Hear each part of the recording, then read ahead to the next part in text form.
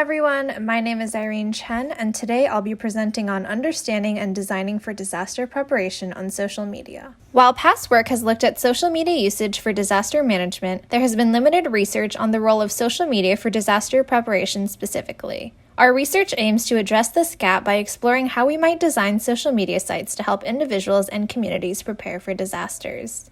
Our work leverages a community-based disaster preparedness approach, with the goal of encouraging at-risk communities to use their own resources to prepare for and withstand future disasters. Now, I'd like to briefly review the literature on social media use during disasters, then discuss implications for our research and how it relates to disaster preparation. First, social media facilitates peer-to-peer information sharing among at-risk communities by affording users access to timely information from on-the-ground sources.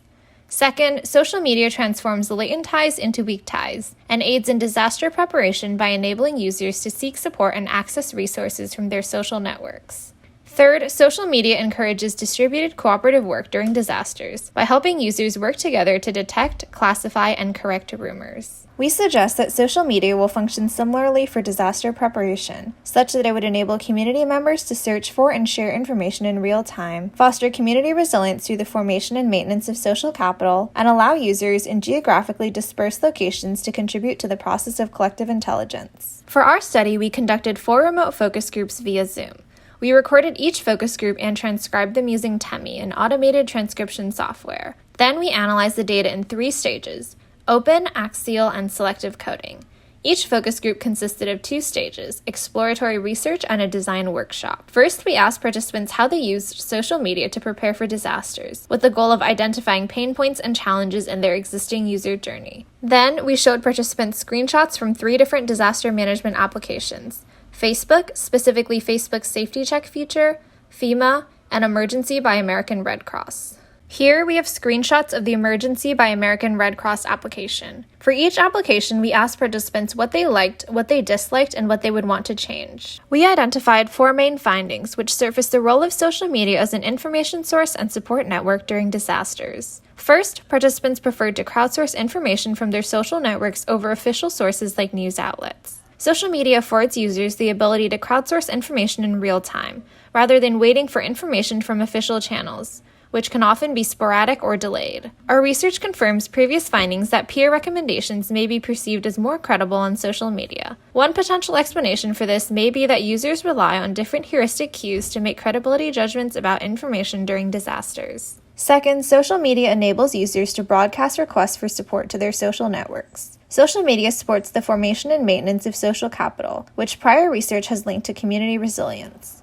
In turn, users feel more empowered to reach out to their networks on social media, which may include strong as well as weak tie connections in their communities. Third, during disasters, social media replicates the process of collective intelligence among geographically dispersed users. Social media sites are unique in that they enable not only distributed work, but also distributed support among social networks.